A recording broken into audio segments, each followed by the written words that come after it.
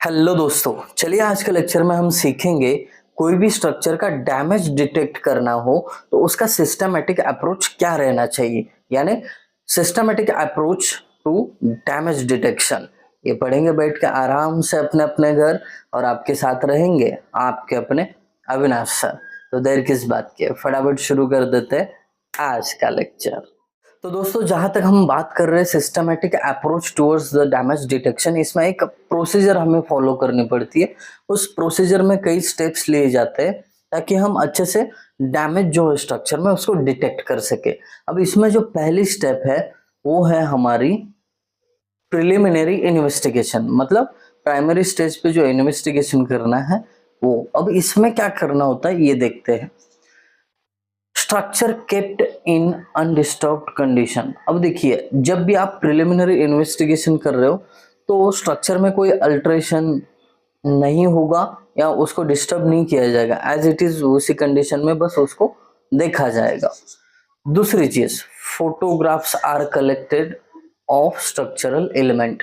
अगर किसी ने पूछा प्रिलिमिनरी इन्वेस्टिगेशन करने के टाइम पे आपको क्या करना होता है, तो आप बता दोगे कि फोटोग्राफ जो है वो कलेक्ट करना होता है। जैसे कि आपको कोई बीम नजर आया और वहां पे उसका क्रैकिंग हुआ है तो उसका फोटोग्राफ बस कलेक्ट करना है। Interviews of concern people are recorded. देखिए, आपको क्या करना है, इंटरव्यूज रिकॉर्ड करने हैं वहां के जो कंसर्न पीपल। ये बहुत इंपॉर्टेंट बात है कि जो भी लोग हैं उनका कुछ ना कुछ कंसर्न होना चाहिए उसके साथ। वो ऑक्यूपेंट्स होने चाहिए या कोई सेक्रेटरी है, चेयरमैन है उस सोसाइटी का, तो उनके साथ आपको बात करनी चाहिए, उनके इंटरव्यूज लेने चाहिए, क्योंकि उनसे ज्यादा आउटपुट एक्यूरेट आ सकता है। ठीक है, तो आपको इंटरव्यूज लेते समय भी कंसर्न पीपल के साथ ही इंटरव्यूज लेने हैं। Discussion over environmental effect. आप उनसे पूछ सकते हो कि यहाँ पे अगर एनवायरमेंट चेंज हुआ, क्लाइमेट चेंज हुआ, तो उसका क्या असर स्ट्रक्चर पे होता है। ये सब चीजें आपको कहाँ पे, वहां पे कंसर्न पीपल के इंटरव्यू से पता चल जाएगी। तो इसका एक फंडा है, प्रिलिमिनरी इन्वेस्टिगेशन करते समय ना, बोलो कम, speak less and listen more. बोलो कम, सुनो ज्यादा। उससे क्या, आपको ज्यादा इंफॉर्मेशन मिलती है, इसलिए इसको best policy for preliminary investigation बोला जाता है। इजी है। This is basic fundamental data, nothing to be granted. बस एक बेसिक फंडामेंटल डेटा है जहां पे आप बस फोटोज क्लिक कर रहे हो, लोगों से पूछताछ कर रहे हो। इसको ग्रांटेड नहीं लिया जा सकता, ये कंफर्म जानकारी होगी ऐसा आप नहीं कह सकते। जब तक आप टेस्टिंग नहीं करते तब तक उस पर रिलाय नहीं रह सकते हो। तो ये हुआ प्रिलिमिनरी इन्वेस्टिगेशन। ये पूरा मैंने आपको समझे ऐसे लैंग्वेज में एक एक पॉइंट्स बना दिए, तो इसका फायदा जरूर आपको होने वाला है। तो ये नोट्स जो है आप अपने नोटबुक में भी उतार देना। लेके चलता हूँ दूसरी स्टेप पे। पहले तो प्रिलिमिनरी इन्वेस्टिगेशन किया, इसमें हमने फोटोग्राफ्स और लोगों के इंटरव्यूज लिए। अब देखते हैं दूसरे स्टेप में क्या करना है। देखिए, यहाँ पे सेकंड स्टेप में हमें फिजिकल इंस्पेक्शन करना है। अब फिजिकल इंस्पेक्शन में कौन सी चीजें करनी पड़ती है देखते हैं step by step. This inspection carried out visually. अब फिजिकल इंस्पेक्शन की बात करें तो इसको बस देख के पता किया जा सकता है, मतलब विजुअल। अभी भी इस पे कोई टेस्टिंग वेस्टिंग परफॉर्म नहीं होगा। इन दिस विजुअल इंस्पेक्शन क्या क्या होता है देखो। बिल्डिंग का exterior and interior check for the cracks, uneven surfaces and spalling. अब बिल्डिंग में आप एंटर करोगे तो इंटीरियर चेक करोगे, एक बार बाहर से राउंड लगा दोगे, बाहर से भी देखोगे कहीं पे क्रैक है, स्पॉलिंग है, अनइवन सरफेसेस तो नहीं है। ये सब चीजें आप फिजिकल इंस्पेक्शन में करते हो। Data about structure collected from drawing, specification, interaction and discussion with locals. अब फिजिकल इंस्पेक्शन करते समय जो भी स्ट्रक्चर का डेटा है वो कैसे लिया जाता है, आप ड्राइंग रेफर करोगे वो स्ट्रक्चर का, उसके कुछ स्पेसिफिकेशन रहेंगे, मटेरियल के बारे में हो सकते हैं, उसके डिजाइन के बारे में स्पेसिफिकेशन हो सकते हैं। अब मैं मटेरियल का अगर बात करूँ तो कौन सा कंक्रीट यूज किया है, M20 ग्रेड का, M25 का, M30 का, तो स्पेसिफिकेशन आपको पता चलेंगे और उसके बाद इंटरेक्शन और डिस्कशन भी करना है, वहाँ के जो कंसर्न लोग हैं उनके साथ भी आपको क्या करना है, डिस्कशन करना है। उसके बाद examining the condition of roof, water penetration science, bulging of wall.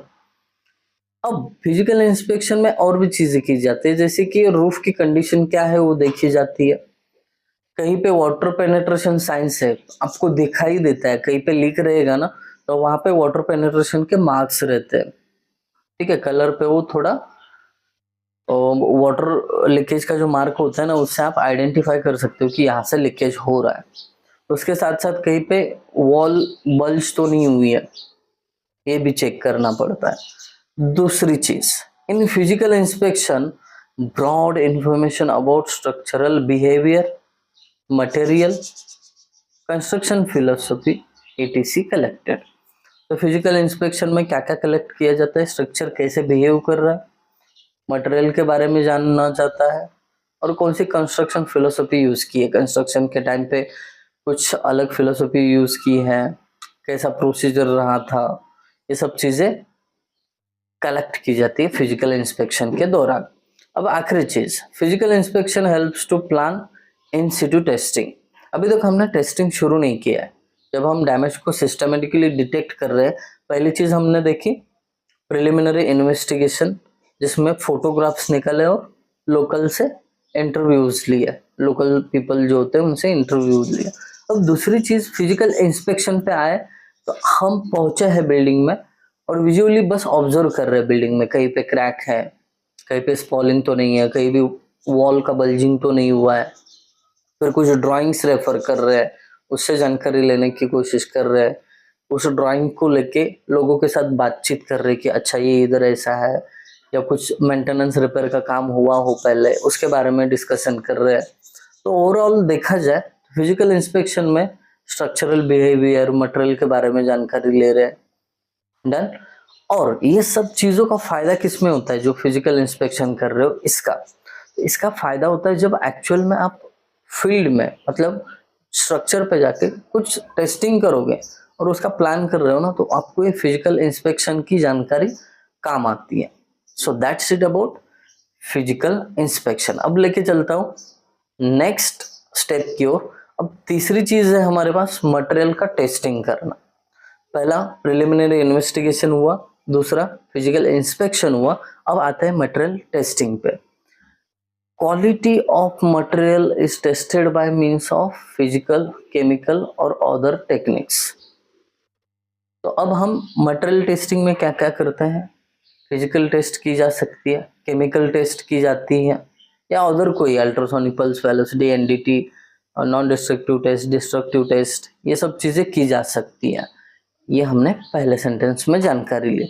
दूसरी चीज मटेरियल टेस्टिंग में और क्या होता है, इट इज नेसेसरी क्यों test the correct strength of steel and concrete material for damaged part of the structure.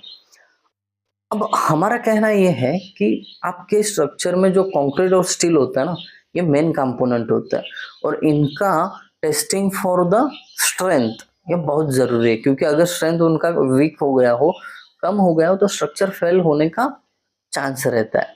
इसके लिए कंक्रीट और स्टील को स्पेसिफाई किया है। वैसे वुडन स्ट्रक्चर है तो वुडन का भी टेस्टिंग जरूरी होता है। बात आ रही है समझ में, ज्यादा फास्ट तो नहीं हो रहा है, ठीक है। रही है वर्डिंग मैंने बहुत इजी यूज की है, तो इसमें आपको समझने में ज्यादा दिक्कत नहीं होगी।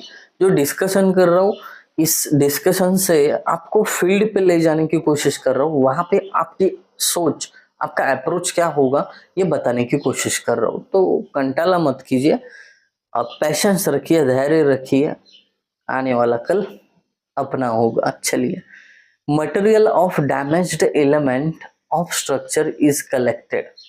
अब टेस्टिंग जो किया जाता है किसी डैमेज्ड एलिमेंट, समझो स्ट्रक्चर में आपका कॉलम खराब हुआ है, तो आप कॉलम का ही मटेरियल कलेक्ट करोगे, ना कि बीम का। बीम तो अपने ओरिजिनल कंडीशन में अच्छे से है तो उसको डिस्टर्ब मत करो, कॉलम का मटेरियल कलेक्ट करोगे एंड टेस्ट करोगे, इसलिए to check the strength, to check the strength. So these all things comes under the material testing. तो ये सारी चीजें मटेरियल टेस्टिंग में आती हैं।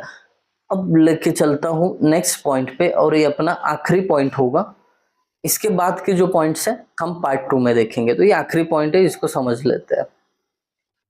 नॉन डिस्ट्रक्टिव टेस्ट, तो ये अपना 4th स्टेप है। पहला प्रिलिमिनरी इन्वेस्टिगेशन, फिजिकल इन्वेस्टिगेशन, और तीसरा जो हमारा था फिलहाल देखा अभी मटेरियल टेस्टिंग, और ये 4th वाला है नॉन डिस्ट्रक्टिव टेस्टिंग। अब नॉन डिस्ट्रक्टिव टेस्टिंग मोटा मोटा अगर आपको बताऊं तो ये होता है, नॉन डिस्ट्रक्टिव टेस्टिंग मतलब स्ट्रक्चर को डिस्ट्रक्ट, खराब किए बिना की जाने वाली टेस्ट। तो अब देखते हैं इसमें क्या क्या है।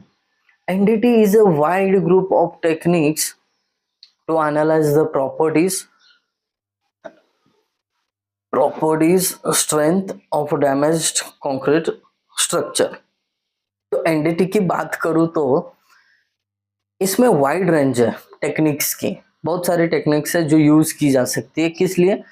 जो मटेरियल है उसके प्रॉपर्टीज जानने के लिए, स्ट्रेंथ जानने के लिए। ठीक है, यहाँ पे मैंने स्पेसिफाई किया है कंक्रीट स्ट्रक्चर, बट किसी भी स्ट्रक्चर पे आप ये NDT परफॉर्म कर सकते हो। कंक्रीट एक एग्जांपल लिया है, मटेरियल स्टील पे भी कर सकते हो, वुडन पे भी कर सकते हो, बाकी मेटल्स रहेंगे उस पे भी कर सकते हो। तो ये पहला पॉइंट है। Then we can conclude the in situ strength, quality, location of crack, extent of crack, void honeycomb etcetera. अब NDT का यूज करके आप क्या क्या कर सकते हो? पहली चीज,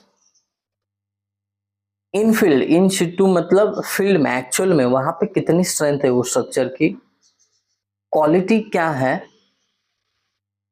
अगर कहीं पे क्रैक होगा तो उसका लोकेशन आप डिटरमाइन कर सकते हो, उस क्रैक का डेप्थ कितना है ये भी पता कर सकते हो।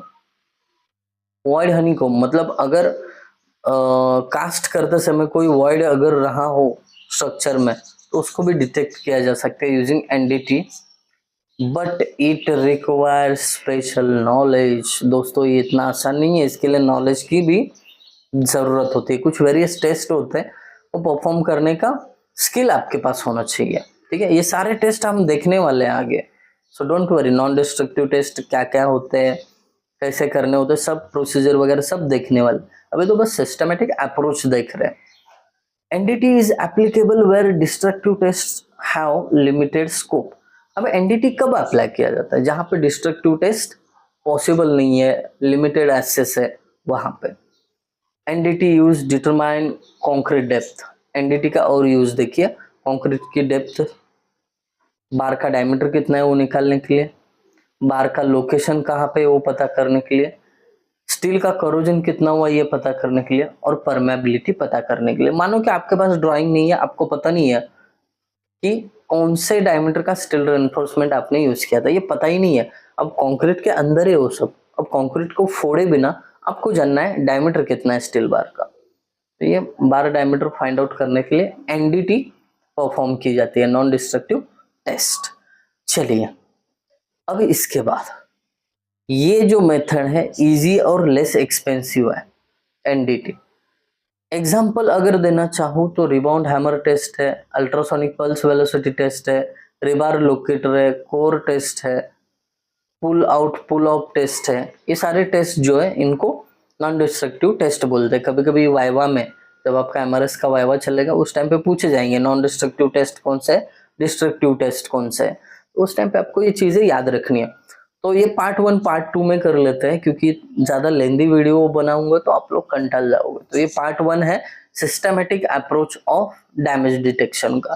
तो चीजें बहुत ही इंपॉर्टेंट है, तो आज जो हमने देखा उसको रिवाइज करते हैं। प्रिलिमिनरी इन्वेस्टिगेशन था, फिर फिजिकल इंस्पेक्शन था, मटेरियल टेस्टिंग था, और ये 4th नॉन डिस्ट्रक्टिव टेस्ट था। तो ये सब चीजें आज हमने देखी। तो इसको क्या करो, आप अच्छे से समझो और लिख भी लो अपने नोट्स में। Thank you guys for watching video, thank you so much.